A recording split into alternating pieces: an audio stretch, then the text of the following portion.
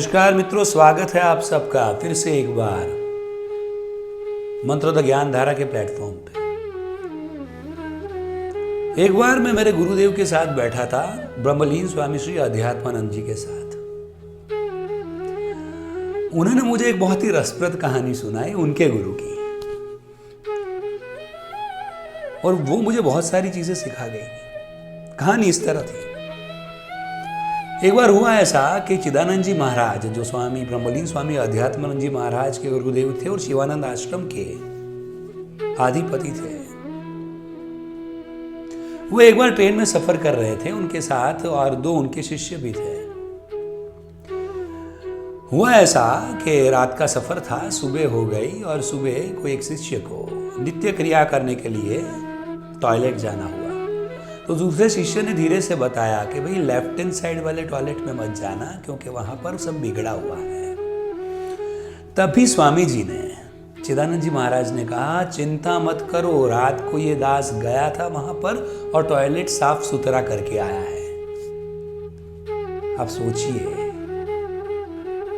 ब्रह्म स्वरूप श्री स्वामी चिदानंद जी महाराज, उन्होंने क्या कहा कि ये दास टॉयलेट साफ करके आया है। माने स्वामी जी का ये मानना था और ये कहना था कि हर एक चीज में आप पवित्रता ढूंढे, शुद्धता ढूंढे।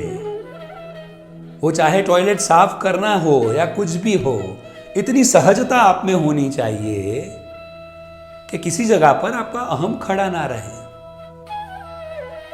स्वामी जी ने, अध्यात्मानंद जी महाराज ने ये बात कहते कहते मुझसे दूसरी भी एक बात बताई कि रिजिडनेस जिसमें हो वो स्वामी नहीं होते हैं। चिदानंद जी महाराज उत्तर काशी में ऊपर की ओर बहुत सारी बारिश हुई, भूस्खलन हो गया, तो ऊपर जो मजदूर लोग थे उनके लिए कुछ ना कुछ ऊपर बेचना था। तो शिवानंद आश्रम में सब पैकेट सब बांध रहे थे, और अचानक हुआ ऐसा कि चिदानंद जी महाराज ने वो सब चीज़ें देखी और बोला, ये सब में 5-5 बीड़ी के पैकेट रखो। सबने पूछा क्यों?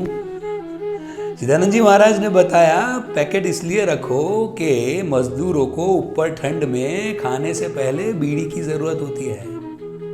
आप सोचिए, सिचुएशन के हिसाब से मानव को जिसकी जरूरत हो वो बारीकाई के बारे में वो सोचते थे। ऐसे अखंड पुरुष थे स्वामी चिदानंद जी महाराज। और स्वामी जी की ये बात पर से मुझे इतनी चीज तो पता चली ही कि जीवन में सादगी रखनी हमें बहुत जरूरी है। स्वच्छता हमारे शरीर से शुरू होती है, हम जहां पर अगल बगल में रहते हैं वहां से शुरू होती है, और फिर हमारे मन की स्वच्छता की ओर बढ़ती है। और तीसरी चीज, किसी चीज का कभी आपको अहम नहीं करना चाहिए।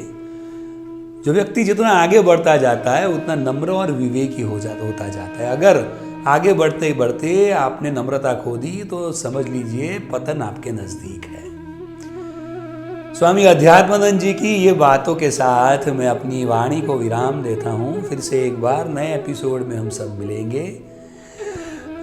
तब तक के लिए आपके सहायक मित्र डॉक्टर भाविक स्वादिया को अनुमति दीजिए। कल मकर संक्रांति का त्योहार है। मकर संक्रांति माने क्या? कल पूरा जो सूर्य है वो एक जगह से दूसरी जगह पर शिफ्ट होगा। हवा की लहरें बदलेंगी। यानी यूनिवर्स में लहरें बदलते बदलते शारीरिक फेरफार, मानसिक फेरफार भी हमारे में होंगे।